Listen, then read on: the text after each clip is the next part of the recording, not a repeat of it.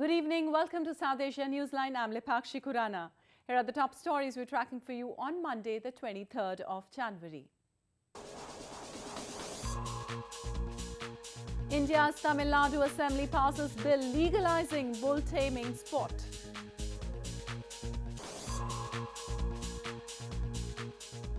Rain brings little respite in drought-hit Sri Lanka.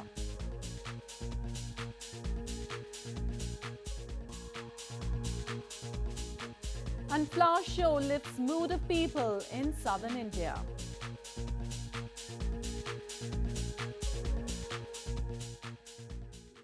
And now for all the details. India's National Investigation Agency reached the site of the train derailment in southern Andhra Pradesh province to probe the incident.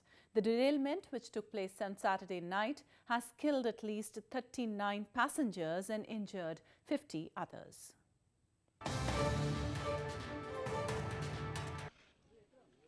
Anti-terror police began probe at a train accident site in southern Andhra Pradesh province on Monday, where at least 39 people were killed and 50 others injured.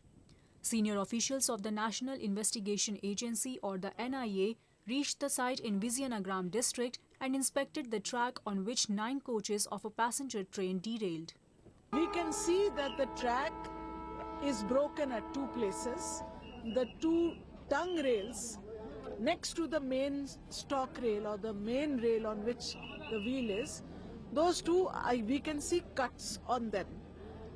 Now, this is being looked into by an expert team. The reason for the derailment has not been ascertained, though officials had not ruled out the possibility of foul play. The area in which the incident occurred is one where Maoist rebels are active. The protest in support of bull taming sport Jallikattu turned violent in India's southern Tamil Nadu province as police started evicting the demonstrators. Later in the day, the Provincial Assembly passed the bill to overturn the ban on Jallikattu.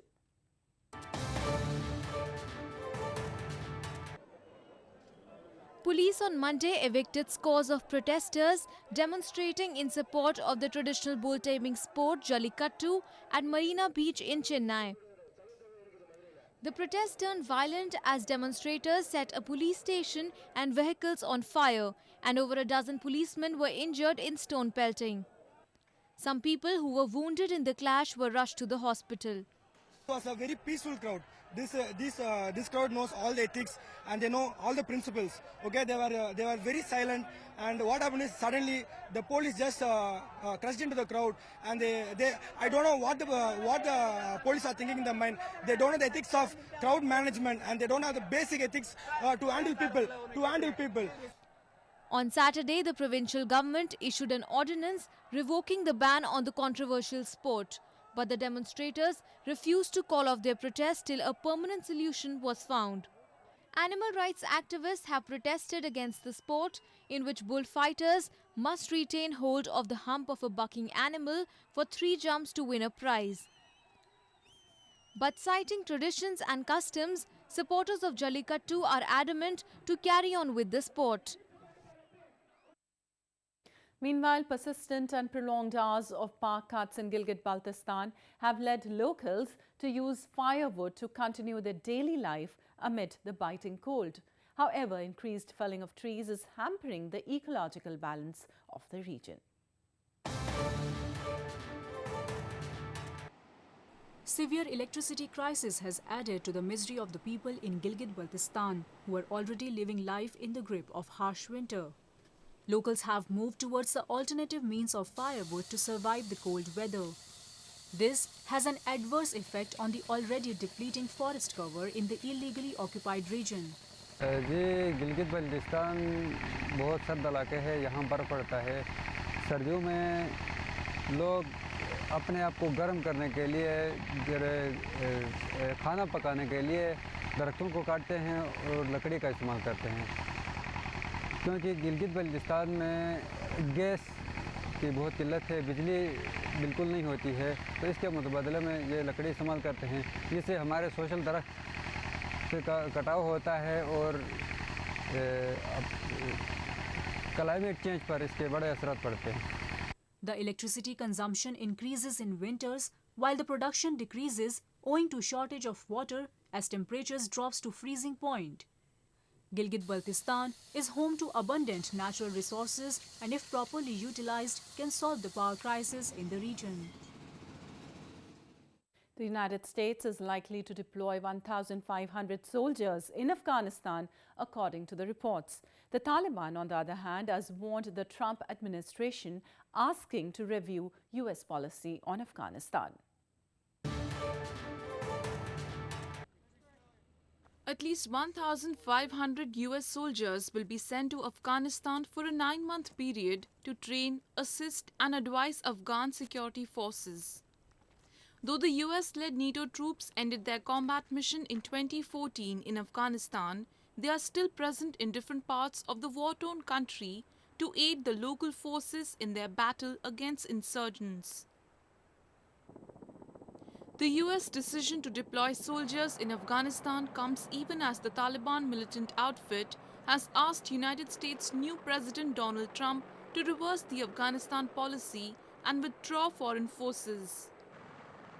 In a statement issued after President Trump's inauguration, the Taliban said that violence in Afghanistan will continue if the new administration continued to follow the approaches of the previous governments led by former Presidents Barack Obama and George W. Bush. Afghanistan, which was invaded by the US in October 2001 in a bid to topple the al-Queda, which was hosted by the Taliban, is Washington's longest military intervention. Moving on to news from Sri Lanka. Sri Lanka has been hit by worst drought in decades with over 1 million people affected so far. Although rain hit parts of the country, the government warns of a major water shortage over the next 4 months due to an ongoing drought.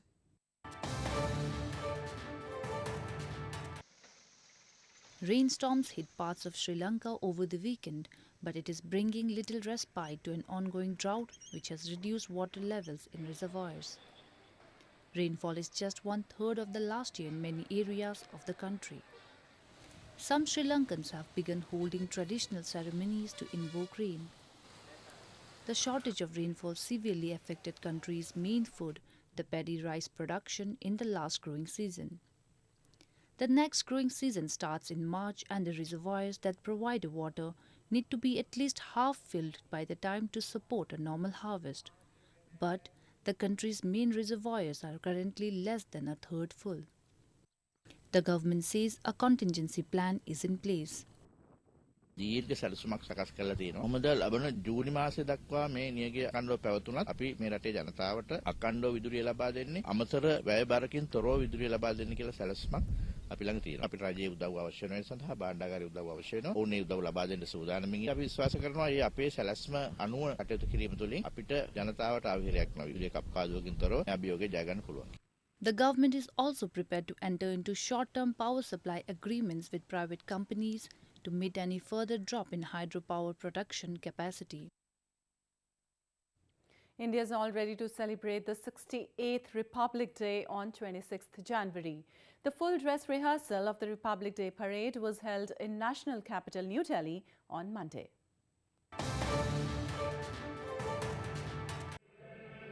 Large crowd gathered in the vicinity of Rajpath, a ceremonial boulevard in national capital New Delhi, to witness the full dress rehearsal of the Republic Day parade.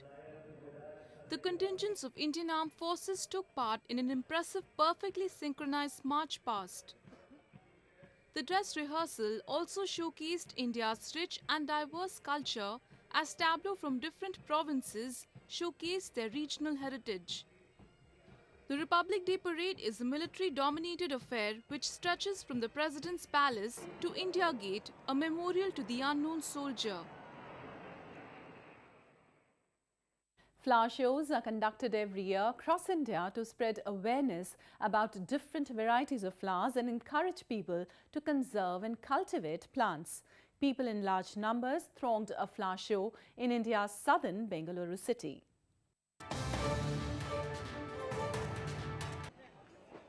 Flower lovers and enthusiasts thronged the Republic Day flower show in India's southern Bengaluru city. The visitors were seen marveling at the star attraction, floral replica of a mausoleum gold compass that has been created with approximately 40,000 roses at the Lalbagh Glass House Botanical Garden. Variety of flowers grown in winter season, especially cymbidium, begonia, fuchsia, roses, dahlias and other plants were displayed. So it's very good to see so many flowers, and I'm very busy clicking selfies and all. So it's a beautiful place, mixture of flowers, leaves and all. So this entire building is made up of roses and it's very beautiful. So it's very good that to see so many flowers at one place. The visitors also praised the gigantic replicas of butterflies made from flowers using roses, orchids, chrysanthemum and carnations.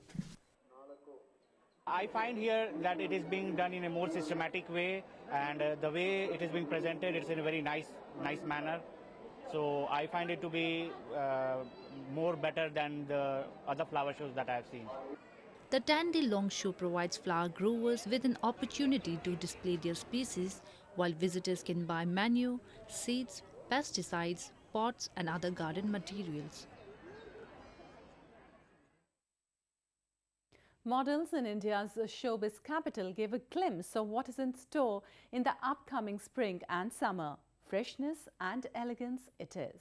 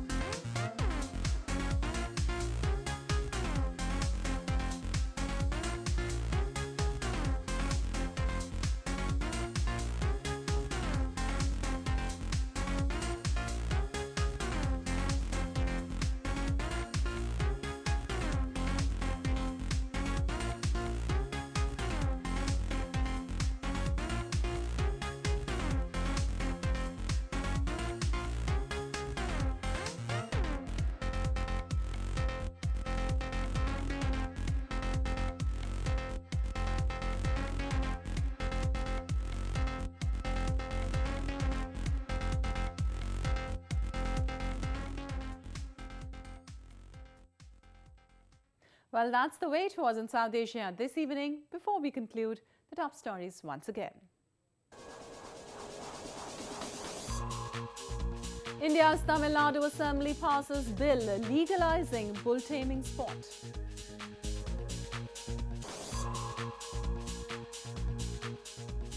Rain brings little respite in drought-hit Sri Lanka.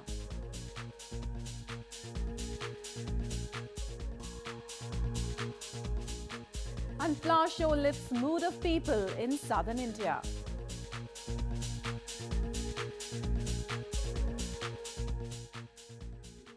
Now our viewers can watch the show on SouthAsiaNewsline.com.